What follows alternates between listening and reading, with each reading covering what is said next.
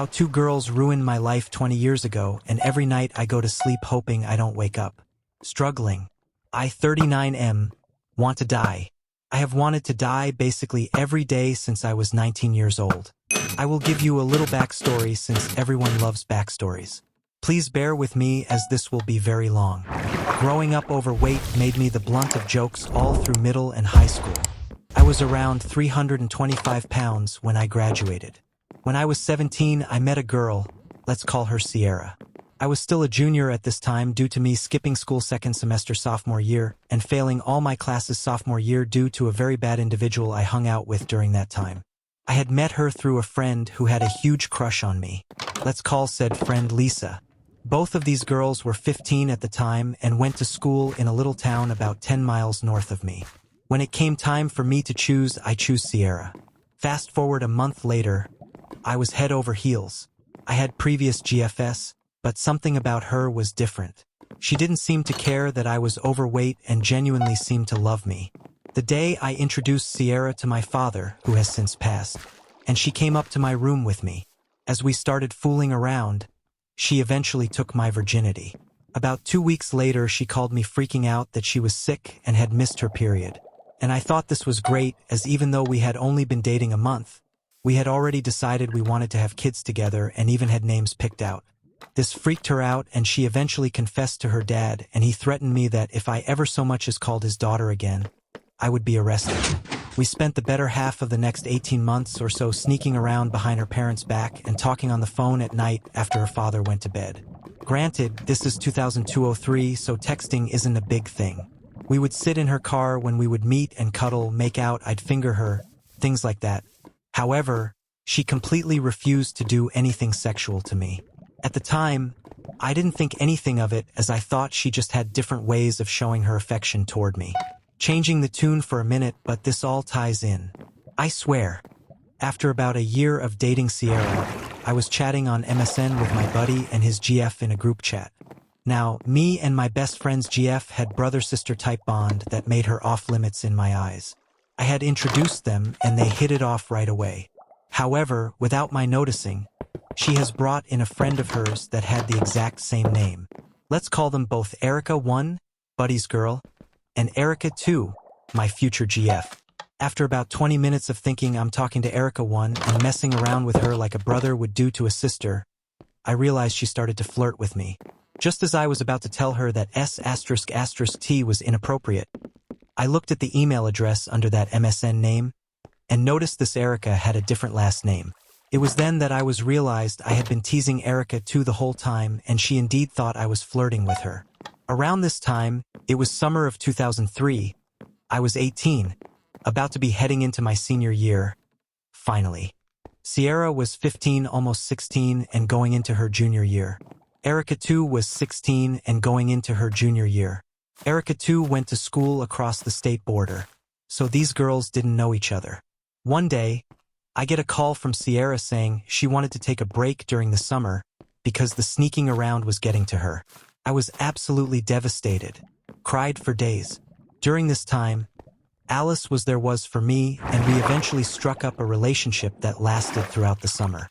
We didn't have an extremely physical relationship, but there was quite a bit of making out and grinding. Come the end of summer, I get a call from Sierra bawling her eyes out, telling me it was the worst 2.5 months of her life without me in it and wanted to get back together.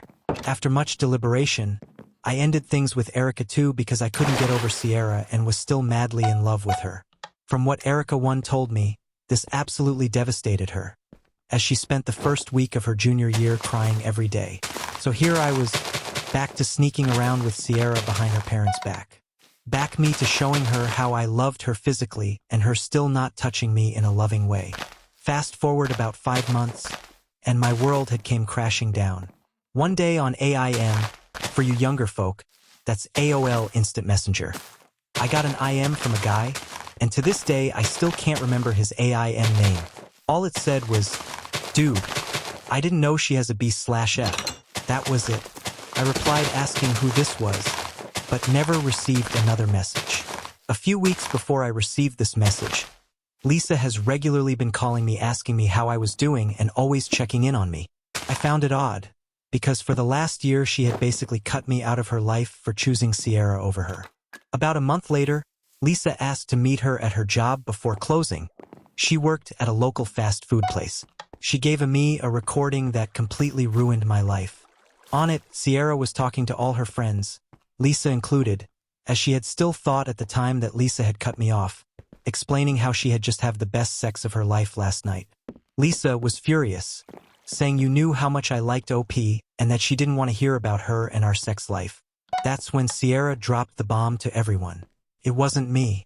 When Lisa asked Sierra when she had broken up with me, she told her she hadn't. Sierra said I was basically like her best friend who she allowed to make out with and finger her every once in a while, but I was nothing more. She then told them that after we had sex that first month of dating, she couldn't feel my small dick enter her and knew that we would have a no future together. She then started making jokes about how her baby brother, who she helped take care as her parents worked until late evening, was bigger than me and he was 6. Lisa, who sounded furious at this point, asked her why she didn't just break up with me, and Sierra stated she really thought she was in love with me and enjoyed spending time with me. She figured she could sleep with other guys and keep it on the DL, and then get all the emotional parts from me, and since her dad had forbidden her from seeing me, it made it easier to get away with it. She said she had an emotional connection with me that the other guys didn't give her, but that sex between us would be non-existent. After hearing all this, I flipped. I threw the recorder through glass door at the restaurant. Thankfully, this was before cameras were everywhere. And Lisa said she would handle it, saying some drunk asshole fell through the door. She apologized to me and said for a month or so she has been having suspicions that Sierra was cheating on me, and that's why she took the recorder with her, because she has been told what happened that night. As I was walking out, Lisa said she had a few more things to tell me. At this point, I was already numb. Apparently, after Lisa had stopped recording, Sierra let every know her body count, which before we hooked up was 1, was now at a whooping 21. Man, she was an overachiever. Also, she had faked the pregnancy thing to use it as an excuse to never have sex with me. Yeah, every time I brought up sex, she said she still wasn't over that scare and didn't want to risk it. Her prom night was the next month, and she ended up going with her gay best friend. And yes, this guy was gay. Everyone knew. She wanted to come over to my house afterward, but I was at my buddy's and then told her she could meet me there. At this point, she has no idea I know everything. She shows up about 10:30-ish and we head down to his basement. About 30 minutes later, we are going at it hot and heavy, and I once again try to initiate sex knowing this is going to be the last time we are ever together. She is hesitant and I say I can use 2 condoms to make her feel safer. After a few minutes of debating, she says she can't do it, but wants to continue fooling around. By this time, I was already drunk as my buddy, and I have been drinking SoCo and ENJ all night while playing triple play on PS2.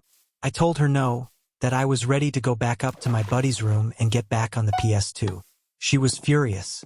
She left without saying anything. The next few weeks I got back in touch with Erica too to see if there was any shot as rekindling what we had. She said she has just got out of a relationship and wasn't looking to get into another one. But if I felt like fooling around, she was game.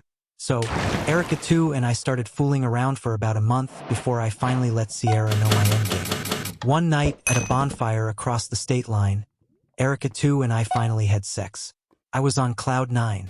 I was thinking back to the 9 months prior, realizing what a mistake I made picking Sierra over Erica too. I was supposed to call Sierra at 10:30 as that had been out nightly routine for 18 months, but I didn't that night. She called my cell phone around 50 times that night, and I just kept ignoring her. I called Sierra that night when I got home around 3 a.m. She answered and let me have it. "Where the hell have you been? I have been worried sick about you. I thought you were dead and I was about to have a panic attack." I explained that I was at a bonfire with Erica too by this time. She has known about me and her the previous summer, and she started to flip out on me. By this time, I was exhausted with our relationship and let her know that Erica too and I have sex. Sierra had the FN nerve to start crying, asking how I could betray her like that. I told her that her facade was over. Lisa had recorded her entire convo the other day and that we were done. She cried for a bit, then hung up on me. The next morning, she called me on her way to school like she had done every day for the 18 months we were together. crying saying she didn't want us to end and she couldn't lose me in her life. I told her she lost me the first time she let another dick penetrate her.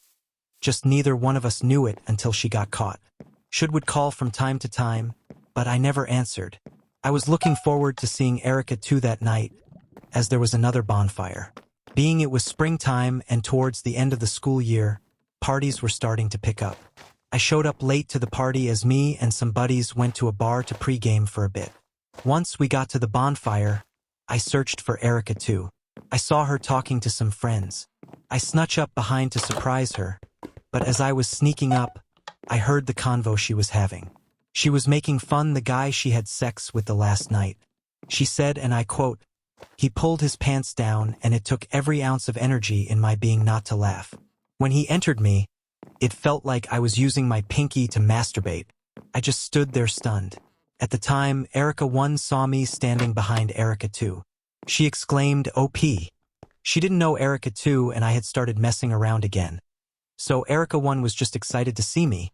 She wasn't at the previous night bonfire because her and her B/F were out of town for the night. At this point, Erica 2 turned around. Erica 1 saw my face go pale. I looked at Erica 1 and she had a confused look on her face.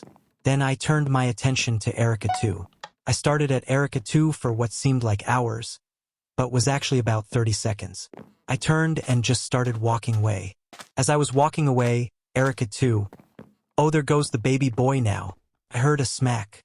I turned around and saw that Erica 1 had cold-cocked Erica 2, which was basically her best friend beside me, and came over to console me. I left the party about 10 minutes later. I spent all my 20s and early 30s drinking heavily, never once looking for the affection of another girl. I had always wanted to have 2 kids, a boy and a girl, but within 2 months, 2 girls had ruined me.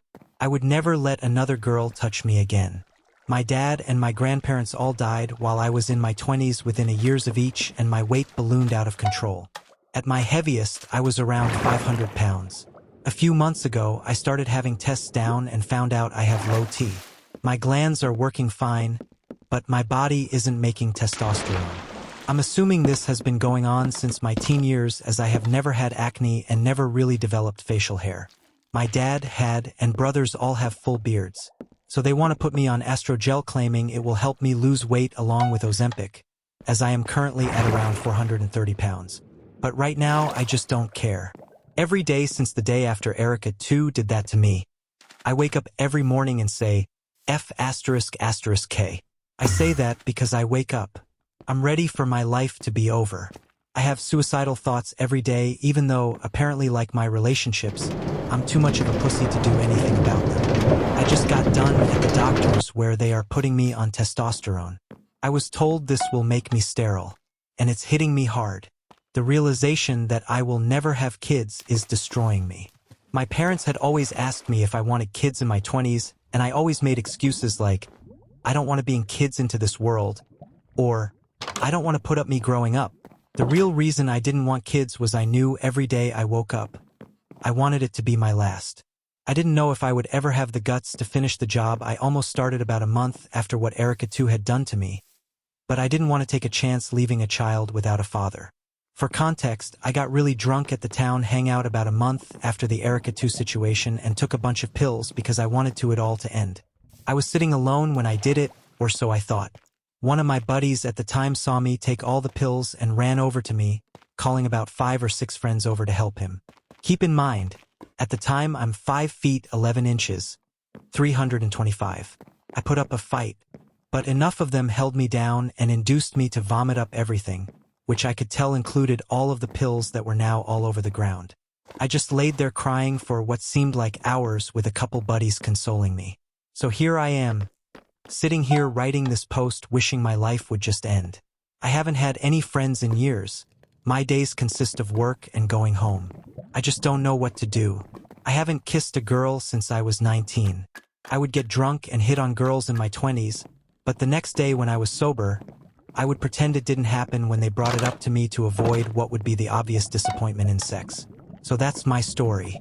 I think I might try to stick it out for 5 years just to watch my niece graduate high school, as I love that girl more than anything in the world. But no one ever knows what their day brings. Sometimes, As I'm driving to work, I fantasize about what it would be like to turn my car head-on into an oncoming semi. But I couldn't risk hurting someone else or putting some poor human through that. Outside of that, I'm just dead inside. I feel nothing for anyone outside my family. Any advice would be welcome because each day gets harder and harder and I have no one to talk to. Comment 1. Brother, this was a lot of heavy stuff to read.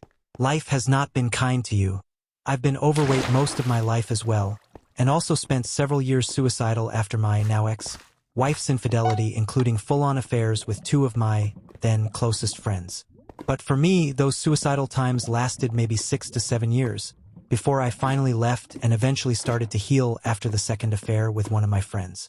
It was the hardest, most brutal time of my life, and looking back, I barely survived it. You've endured for decades, and I literally can't imagine how you managed it. I know you might not feel it, but you are tough as hell. I'm gonna say what I'm sure you've heard. First, not all women are horrible people who will mock the size of your equipment. I'd wager that most women won't. A lot won't care at all, even for themselves, as long as you're willing and able to be there for them emotionally, and can still give them pleasure in other ways. All of that said, there's a lot more to life than relationships. We're fed a narrative from a very young age that romantic love is the most important thing in the world. All you need is love, and happily ever after, and all of that shit. This promotes a sense of our intrinsic value in the world being tied to our relationship status. And that promotes a deeply unhealthy culture of romantic codependency masquerading as love, and the idea that anyone who isn't in a relationship is somehow lesser, someone to be pitied. It's nonsense. Relationships are good and fine, but they have nothing to do with your value as a human being. It's time that you start thinking about the kind of person you want to be 20 years from now. Think of people that age who you admire and respect, and ask yourself why. What are the specific qualities you admire and respect about them? Are those qualities you can cultivate in yourself? Make a picture in your mind of a version of you in the future, not your relationship status or your job or income or whatever, just who you are as a person, who you can love. A person who you would feel fulfilled and valued to be. And then start working to grow into that person. A little bit every day. Love who you are growing into, and love yourself now for doing the work to grow. Just from reading your story, I can tell that you have greatness in you. You're stronger than you realize, and more loved than you realize. You inspire loyalty from your friends, and I guarantee you that you mean so much to people. Open yourself up to them. Let them support you when you're spiraling. Ask them straight up what you are worth to them, what they appreciate and admire about you. You have a lot to offer, even if you can't see it now. Love yourself, brother. You are worthy of it. I truly hope you find the healing and the peace that you need and deserve. Good luck.